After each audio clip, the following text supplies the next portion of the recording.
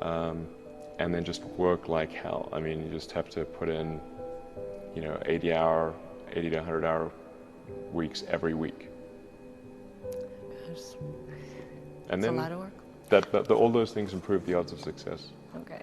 I mean, if other people are putting in 40-hour work weeks and you're putting in 100-hour work weeks, then even if you're doing the same thing, you know that in 1 year you will achieve what they achieve. You will achieve in 4 months what it takes them a year to achieve.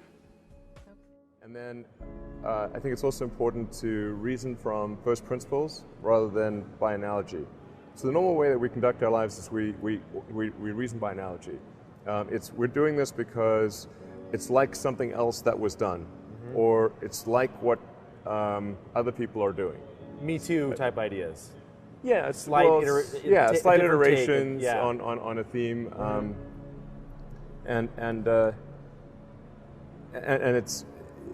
it's kind of mentally easier to reason by analogy rather than from first principles. But by first principles is kind of a physics way of looking at the world, and what that really means is you kind of boil things down to the most fundamental truths, and say, okay, what are we sure is true, or as sure as possible is true, and then reason up from there. That takes a lot more mental energy. Give me an example of that. Like, what's one thing that you've done that on that you feel has worked for you? Sure. So somebody could say, in fact people do, that battery packs are really expensive and that's just the way they'll always be, because that's the way they've been in the past. You're like, well, no, that's pretty dumb, because if you applied that reasoning to anything new, then you wouldn't be able to ever get to that new thing. Right. It's like you can't say, horses, nobody wants a car because horses are great and we're used to them and they can eat grass and there's lots of grass all over the place, and there's no gasoline that people can buy, so people are never going to get cars. Right. People did say that. And for batteries, they would say, it's going to cost, historically it's cost $600 per kilowatt hour, and so it's not going to be much better than that in the future. And you say, no, okay, well, what are the batteries made of? So first principles would be to say, okay, what are the material constituents of the batteries? What is the spot market value of the material constituents? So you can say, okay, it's got cobalt, nickel, aluminum, carbon, and some polymers for separation, and a steel can. So break that down on a material basis and say, okay, what if we bought that on the London Metal Exchange, what would each of those things cost? Like, it's like $80 per kilowatt hour.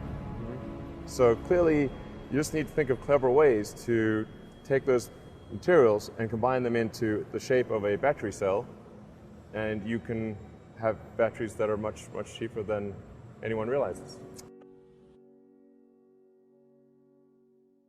How do you think about making a decision when everyone tells you this is a crazy idea? Or where do you get the internal strength to do that? Well, first of all, I'd say I actually think I feel fear quite strongly. So it's not as though I just have the absence of fear. I feel it quite strongly. But there are just times when something is important enough, you believe in it enough, that you do it in spite of the fear. So speaking of important things, like people shouldn't think people shouldn't think, well, I feel fear about this and therefore I shouldn't do it. It's normal to feel fear. Like you'd have to do something mentally wrong if you didn't feel fear. So you just feel it and let the importance of it drive you to do it anyway. Yeah, actually something that can be helpful is fatalism to some degree. If you just accept the probabilities, then that diminishes fear. When starting SpaceX, I thought the odds of success were less than 10%, and I just accepted that actually probably I would just lose everything. But that maybe would make some progress if we could just move the ball forward. Even if we died, maybe some other company could pick up the baton and keep moving it forward. so that we still do some good. Yeah, same with Tesla. I thought the odds of a car company succeeding were extremely low. I would definitely advise people who are starting a company to expect a long period of quite high difficulty. Yeah. But I mean, as long as people stay super focused on creating the absolute best product or service that really delights their end customer, if they stay focused on that, then if you get it such that your customers want you to succeed, then you probably will. All right. You have to focus on the customer and delivering for them. Yeah. Make sure if your customers love you, your odds of success are dramatically higher. Yeah.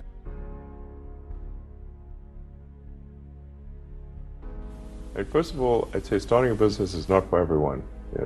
So generally, starting a business, I'd say number one is have a high pain threshold. That's there's a friend of mine who's got a good saying, which is that starting a company is like eating glass and staring into the abyss. Okay, that's generally what happens, because when you first start a company, there's lots of optimism and things are great, and then so happiness at first is high. Then you encounter all sorts of issues, and happiness will steadily decline, and then you'll go through a whole world of hurt. One does have to be focused on the short term and money coming in when creating a company, because otherwise the company will die. So I think that a lot of times people think like creating a company is going to be fun. I would say it's not. It's really not that fun. I mean, there are periods of fun, and there are periods of where it's just awful. And particularly if you're the CEO of the company, you actually have a distillation of all the worst problems in the company. There's no point in spending your time on things that are going right. So you only spend your time on things that are going wrong. And there are things that are going wrong that other people can't take care of. So you have like the worst.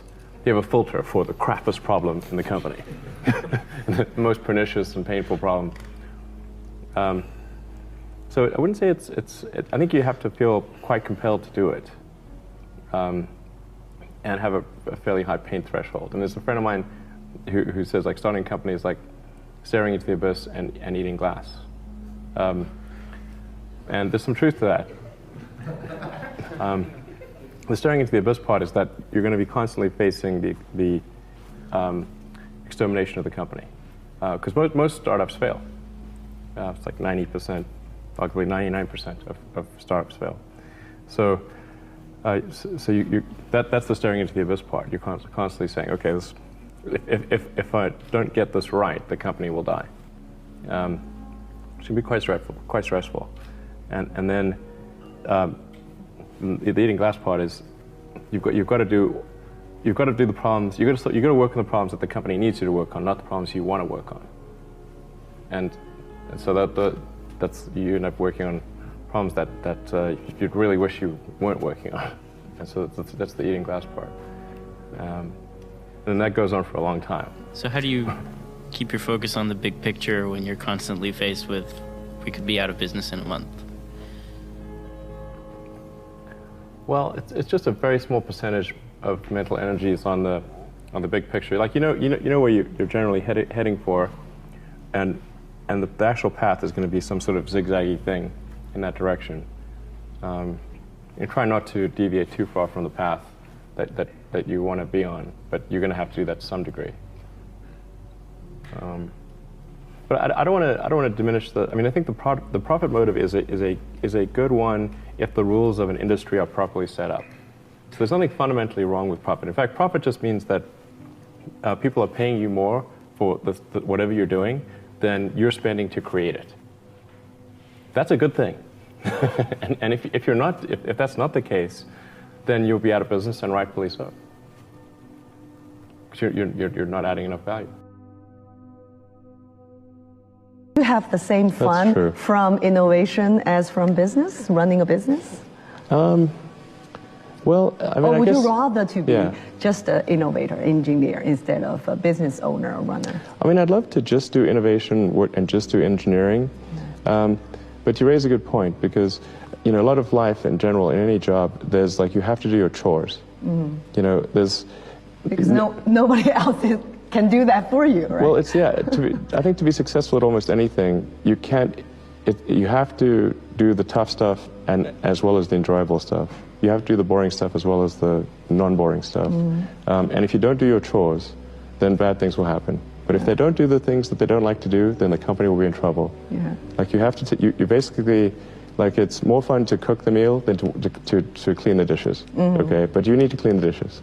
You need to do both. Yes, you need to do both, exactly.